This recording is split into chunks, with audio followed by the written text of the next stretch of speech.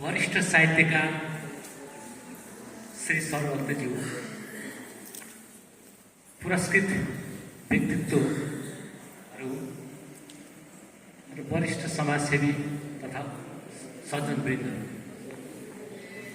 मलाई आज श्री हेरम प्रसाद पार्वती कोइराला शिक्षा प्रतिष्ठानद्वारा प्रदान गरिने शिक्षा पुरस्कारद्वारा सम्मानित चिसाखोला वैदिक गुरुकुलका बारेमा केही शब्द बोल्ने मैले अवसर पाएको छु।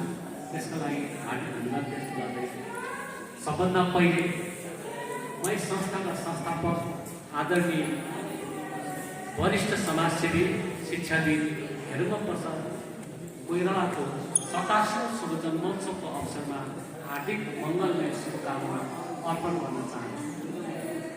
साथै पुरस्कृत भाइहरू बहिनीहरू तथा पुरस्कृत संस्थालाई हार्दिक बधाई तथा शुभकामना अर्पण गर्न चाहन्छु। पोखरा चिसाखोला वेद विद्याश्रम पोखराको अत्यन्त पुरानो शैक्षिक संस्था मानिन्छ।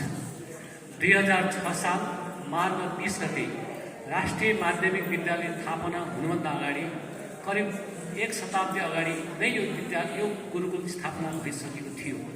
यसले के जनाउँछ भने पोखराको शैक्षिक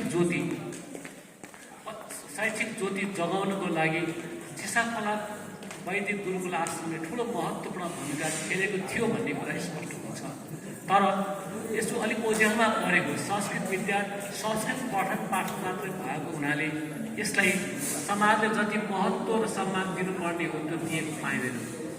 यसै गुरुकुलबाट हामीले कविवर मुकुन्द शरण उपाध्यायहरू उत्पादन भएको कुरा हामीले बिर्सेका छौँ। आज हामीले बिर्सेका छौँ।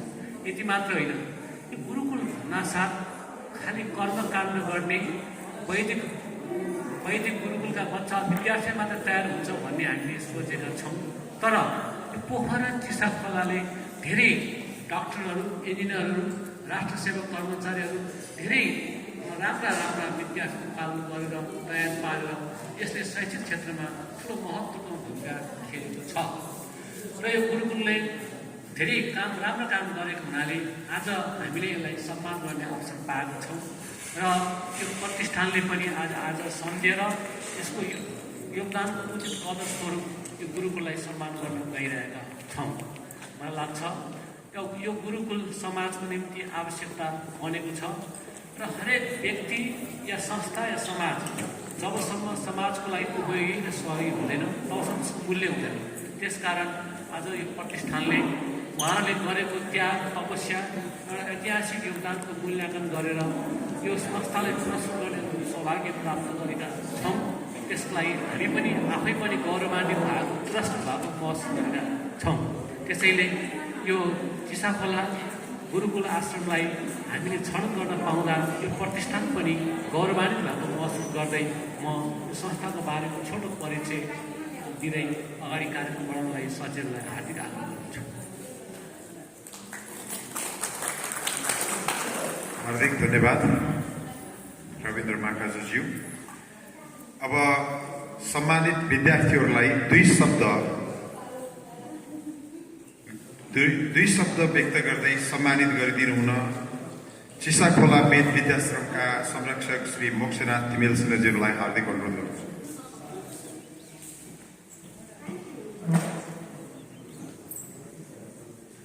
म यो कार्यक्रमलाई अलिकति पछाडि सारेँ, त्यसको लागि म क्षमा माग्दछु। अब सम्मान कार्यक्रम हामी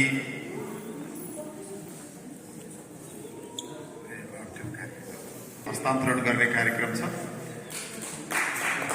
र यसपछि मोक्षनाथ तिमेल सिन्हाज्यूबाट मन्तव्य जारी रहनेछ। म प्रमुख अतिथिज्यूलाई पुरस्कार प्रदान गरिदिनु हुन हार्दिक अनुरोध गर्दछु।